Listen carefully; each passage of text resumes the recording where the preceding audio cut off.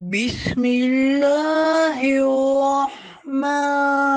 الرحیم وَإِن جَاهَدَاكَ عَلَىٰ أَن تُشْرِكَ بِي مَا لَيْسَ لَكَ بِهِ عِلْمٌ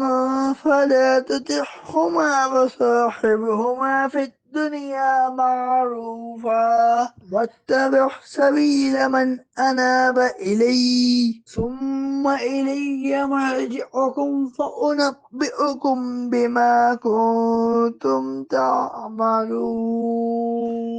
اور اگر وہ دونوں تم پر کوشش کریں کہ تو کسی ایسی چیز کو میرا شریک ٹھہرائے جس کا تجھے علم نہیں، تو ان کا کہنا نہ مان اور دنیا میں اچھی طرح ان کا ساتھ دے، اور میری طرف رجوع کرنے والے آدمی کے راستے پر چل، پھر میری ہی طرف تمہیں پھر کر آنا ہے تو میں تمہیں بتا دوں جو تم کرتے تھے۔